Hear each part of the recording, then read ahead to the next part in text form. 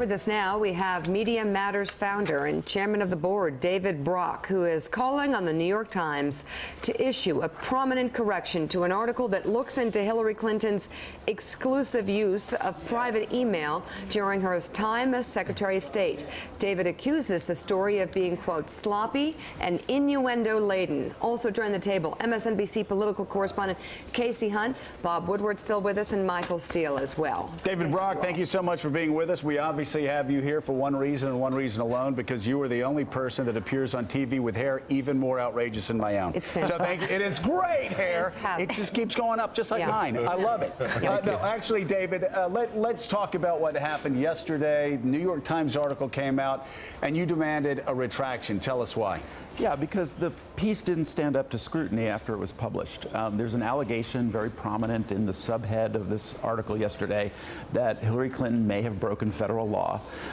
The only named source that they have to support this allegation, Jason Banks, who was the highest ranking lawyer in the National Archive, said after the piece was published that no law was broken. So the story is wrong. It's based on a false premise. The reporter seems to be digging his heels in and now giving his opinion that Hillary Clinton broke the law, but they don't have any independent legal authority that we can see to make that case. So I think the article was really sloppily done. It had innuendo in it that was false, and so we're saying, New York Times, you should take a look at your journalism, and if you find problems, let readers know and correct this as prominently as it was splashed on the paper yesterday. So let me ask you about this. A 2009 National Archives and Record Administration regulation said this in 2009: agencies that allow employees to send and receive official electronic mail messages using a system not operated by the agency must ensure that federal records sent or received on such systems are preserved in the appropriate agency record-keeping system. Must ensure that those records sent or received on systems are preserved. Did Hillary Clinton do that? Yeah, well, the State Department said yesterday that the emails were regularly preserved and appropriately preserved. And as you know, the regulations were tightened in 2013. The State Department said that Hillary Clinton's emails were regularly preserved? That's what the State Department said yesterday, that there was a process in which these emails were preserved. And we know they were preserved because, as you know, last fall, after these regulations tightened up in 2013 and 2014, 55,000 pages of emails were turned over to the State Department and put in the hands of the government by Hillary Clinton. This regulation, as you know, it suggests that they have to be preserved inside the State Department system itself or inside the appropriate agency. Right. That did not happen, did it? Is that your legal opinion?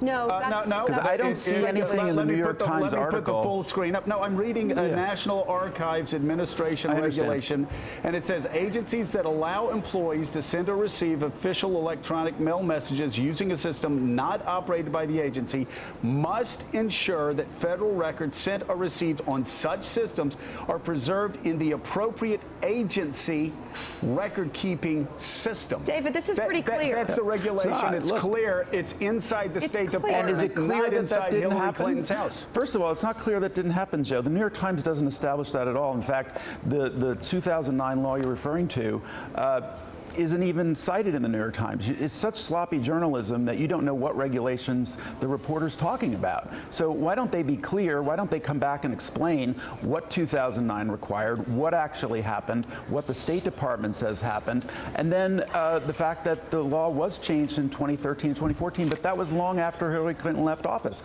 There was no violation of law here, Joe, whatsoever, and nobody that I can see is saying that except the New York Times. There was no violation of law. Well, I can't answer for the New York Times. This 2009 regulation is clear. Well, Bob I think Woodward they have something to answer for. Bob Woodward has a question for you. I'm sorry, but this kind of sounds like a non-denial denial. In other words, clearly it was a good story. You may have some technical disagreements, but we get into this issue, were the walls green? Is that really illegal and so forth? It's an important story. Won't you concede that? I would concede that it's a legitimate issue to raise, but no, I wouldn't say it was a good story. The whole premise of it has fallen apart, that Hillary Clinton violated the law here. And the source they have on it says she didn't. But that doesn't sound like a good story to me. I mean, why twist it? I mean, that's not the premise of the piece. The piece says she had all of this done on her personal email account. Right, and there was nothing wrong with that. Her predecessors did the same thing. I just don't think twisting it and kind of... I'm not twisting anything. Her predecessors followed the same practice, Bob. Yes, and some of her predecessors had different rules. There are regulations that are in place. We just read one to you, David. Yes. And my question to you is, who has control over the emails that Hillary Clinton had between other governments, people in the State Department, and during her time as Secretary of State? Hillary Clinton, correct? Or the State Department?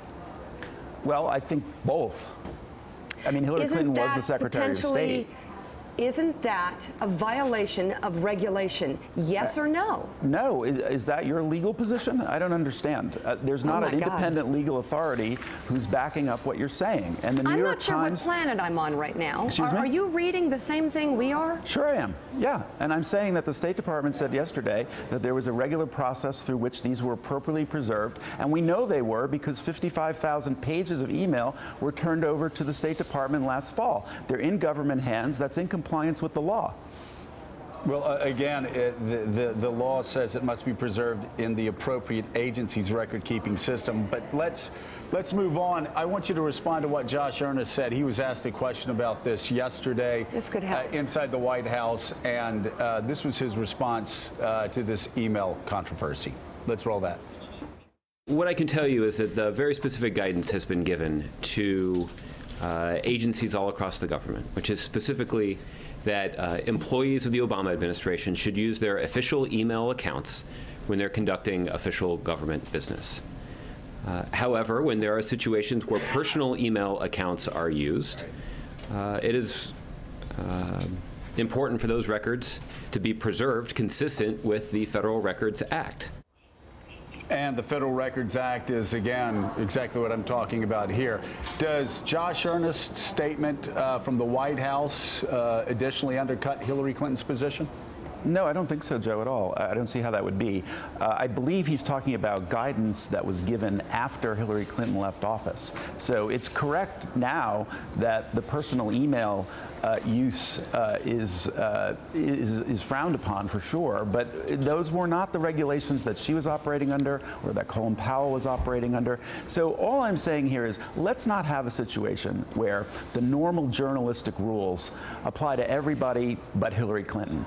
And let's not forget that the real story here is that you've got a dying Benghazi investigation on Capitol Hill. There are people trying to breathe new life into it. And you know well as I do what's going on here. They want a fishing expedition into these emails. They've found nothing after 10 investigations. And, you know, they'll find nothing in the emails on Benghazi, and then we'll be debating Chelsea's wedding plans.